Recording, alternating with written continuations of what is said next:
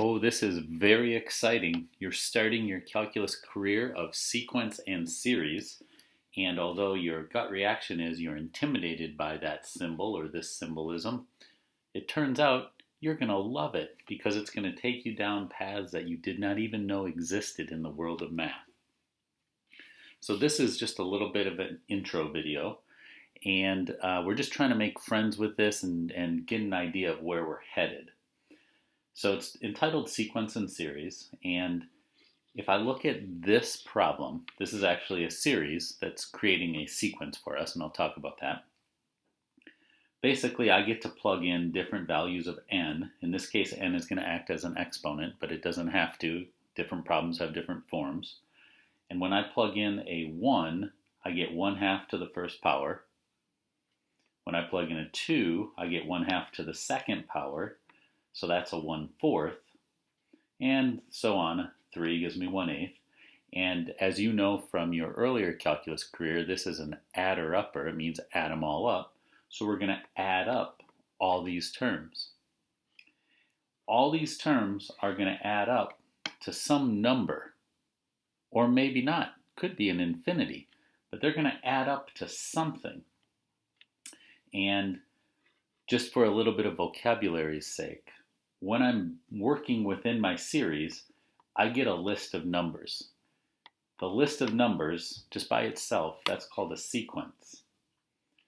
If I use the word series, what I'm actually referring to is the whole ball of wax. This has a value of 1. In other words, this is a series. This series has a value of 1. The sequence is just the list of numbers that you might use along the way to get your value of your series. So you're probably going to mix up the vocabulary word sequence and series, and it's not a big deal, but know that there really is a difference between those two terms. And if you're wondering what that is, I'm doing this video on the day before Thanksgiving, and I made some cranberry walnut bread to have over the Thanksgiving break. And that's the residue of a nice piece of toast with butter. Cranberry walnut bread toasted with butter. My day is going well so far. Okay, so just make sure that you realize that there's a difference between the word sequence and series, and they will be used in instructions and so on, and so you really are kind of under the obligation to know the difference between those two, even though I'm fairly certain you're going to abuse them when you're saying your own sentences. Okay, another thing to know just for vocabulary or symbolism terms, we're building a bunch of terms here. I'm going to replace that for a second with this unknown or unspecified series. When we're building this series, we're creating a term and then another term and another term and another term. By the way, this would be a sequence that's part of a whole series. Okay, so these terms, term number 1, term number 2, term number 3, sometimes as you're going through a problem, they will refer to the first term and they might use the symbolism a sub 1, the second term a sub 2. That type of symbolism is going to come back to us a little bit later as well.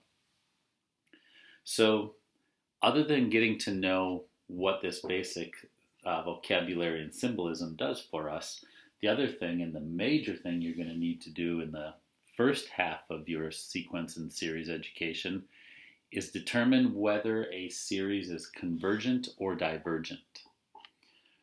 So here's a series, and this series has a value of 2/3.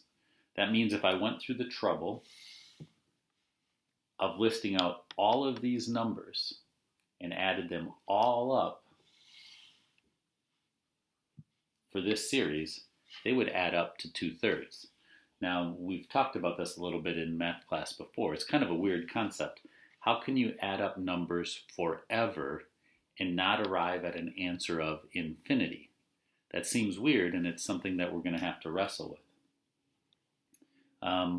So this series is convergent because the sum is a very specific defined value. This series is divergent. If I start plugging in values for n, I get a 3/2. If I plug in an n equals 2, I get a 9/4. I keep plugging in progressive n's, I keep getting bigger and bigger numbers. As I add these up, there's no doubt in my mind I'm not going to converge on a specific value. I'm going to head to infinity. This is called a divergent series. This series would be obviously divergent without much education.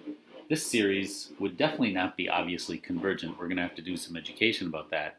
But they're going to get even more, borderline or more not clear than the two that I'm showing you. For example, look at this monster. This is quite a series. I'm not going to bother doing the different terms, but I would be adding up a series of terms, and they're either going to add up to a specific number, convergent, or they're going to add up to some version of infinity, divergent.